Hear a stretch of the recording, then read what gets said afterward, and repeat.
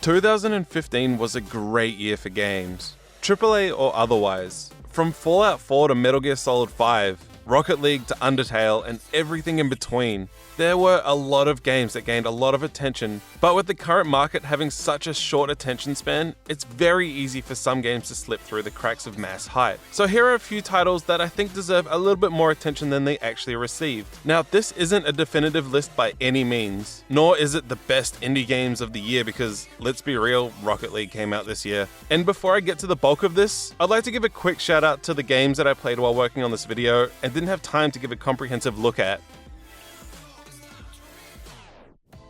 Celestian Tales is a rare find, a turn-based RPG that isn't a chore to play, with a varied cast of 6 main characters, each with their own story to tell, bouncing dialogue off of each other in great ways that makes the world and story really feel alive. Topped off with satisfying combat based on skill and party management, Celestian Tales is a must-buy for any fan of the JRPG genre. The first Evoland played more like a demo of a cool idea than an actually fleshed out game, taking you on a tour through gaming history from humbled beginnings through the N64 and PS1 angst-ridden teenage years to the modern day. Evoland 2 uses this idea and turns it into a fully realized game. With a proper story and characters to care about, Evoland 2 cleverly weaves the changing styles motif into both mechanics and stories in fun and interesting ways.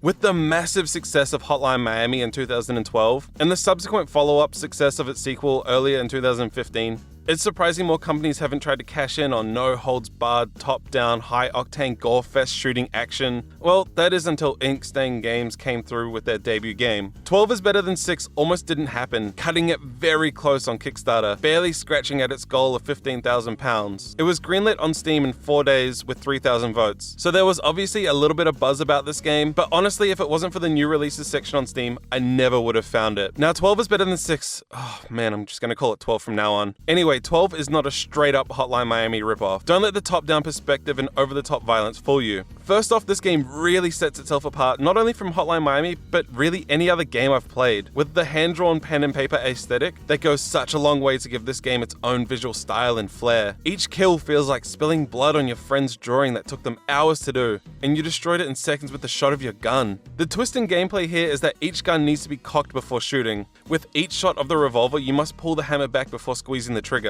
It adds a depth of difficulty I haven't seen before. Each shot matters. Spray and pray is not an option here. Even with other weapons, the level of precision required is insane, and mastering each gun for different situations is as rewarding as it is fun. Unfortunately, the story takes a backseat here. It's interesting enough that I'm not cringing at each line of dialogue as it makes its way across the screen, but I definitely could do with less breaks between action, because this game is seriously just an absolute joy to play. It's something about a Mexican slave who was freed from the mines but lost his memory and is trying to figure it out. I don't know, just shoot shit and blow things up. It's great. What Hotline Miami clone would be complete without an absolutely incredible soundtrack? Because fuck me, this is top tier. Strong guitar chords backed up with pounding drums and bass really gives a sense of urgency to each situation. The runtime of 12 is about 4 to 5 hours and will only cost you like $10, so go check it out.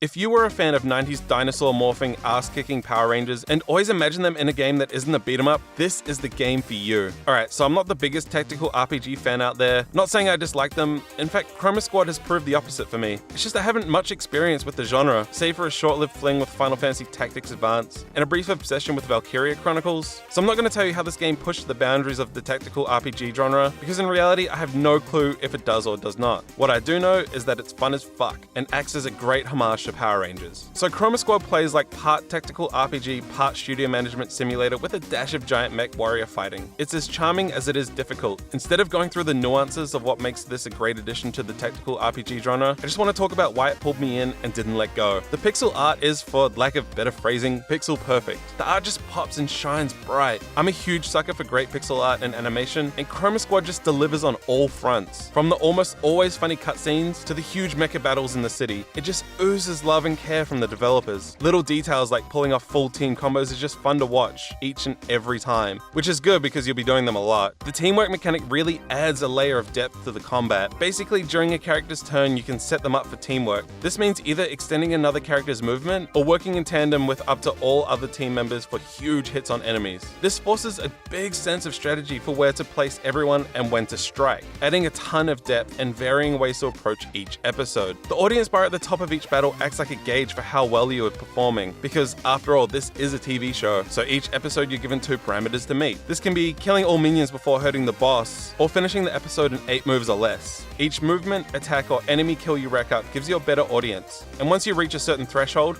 you can chromatize your squad, which, if you ever watch the Power Rangers, means it's morphin' time, motherfucker. After the chromatizing, each character has access to their unique abilities and weapons, allowing for further depth in combat. Managing your studio and team between episodes breaks up the pace nicely, and allows some much needed breathing room before jumping into the fight. The management side deals with tiny details such as replying to emails, to bigger things like buying equipment for the squad, studio, and mech, to dealing with advertising for the show. It's almost fleshed out enough to be its own game. Almost. Finally, the strange sense of self-awareness. The cast of the show sometimes forget their lines, don't recognize the costumes they bought for their boss monsters, and it really lends itself well to forgetting that this is just a TV show. But with the weird fan mail about real danger, aliens, and the game left me questioning, is this still a TV show? And to me, that's a sign of fantastic writing.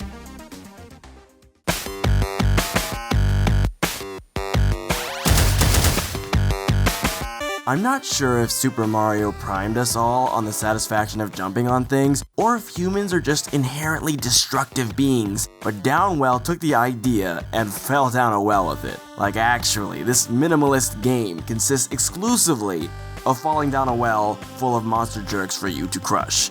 The visuals limit themselves to just 3 colors, 2 similar ones and 1 of contrast. The contrasting color indicates both pain as well as reward, which is, a little weird, but hey, it works. Step on a thing that hurts and you lose health, like, most things in everything in the world, in the planet, and in video games. But step on any other part of a monster and you bounce off of it, thus killing it instantly. Bouncing from enemy to enemy gets your combo meter going, resulting in bonus gems which can be used to get more health and charge, which is great because the shopkeeper's adorableness is meme-worthy. But really the bouncing is its own reward, because it's so fun. Look at the bouncing. Also, you have feet guns?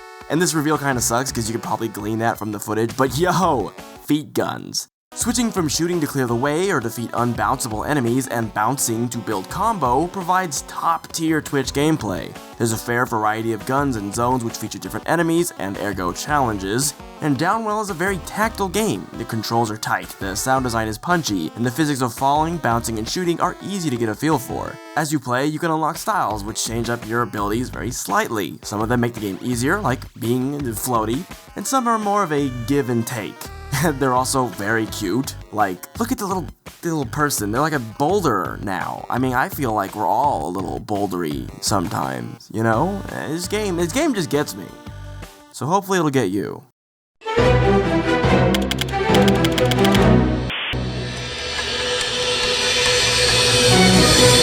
100 days seems like a long time. The swindle gives you 100 days to complete the game, start to finish. Build up enough skills, resources, and technical know-how to make it all the way to the big heist with just 100 days. The premise is simple. In this alternate steampunk London, Scotland Yard has developed a machine that, in 100 days, will go live and make robbery impossible, so it's up to you to stop this shit happening. What sets this swindle apart from other games of this nature is when you reach day 100 and fail, you have to start again from scratch. The swindle feels like the definition of risk versus reward. Do you want to take it easy, grab the small stacks of cash, or go hard and grab the big one? The amount of tension this creates in the player is unparalleled by anything I've ever experienced in a game before. You cannot afford to take the easy road all the time. With each successful heist, your current thief is given experience, which essentially acts as a combo system. The more scores you manage to pull off with each character, the higher the reward each subsequent successful heist is. Die or get caught, and it's time for a new hero with no experience. For a game built so heavily on robbing and avoiding detection, The Swindle is actually very light on its stealth mechanics, focusing instead on platforming and combat, which works incredibly well in its favor. No finicky sight or soundbars to keep track of, just varying line of sights for each enemy type. Strike them while they're faced away and they go down. It's simple and effective. The Swindle can fall a bit flat when it comes to introducing new enemy types, however. Sometimes it's obvious how something functions and the course of action required to avoid it. Other times it can be a case of trial and error, which isn't normally too bad, but when your game is built on a time limit, can feel a little bit unfair. A simple PDA scanner that explains enemy tactics could go a long way. The PDA doesn't need to be free. It could be a costly upgrade, cutting into your money for the final swindle, acting further on that risk versus reward thing it does so well. Do you want to risk not knowing what an enemy does and keep the cash? Or help secure your future heists with a costly investment? With all that said, this game is worth picking up if you enjoy the nail-biting tension that comes with great risk versus reward gameplay and fun combat-orientated platforming.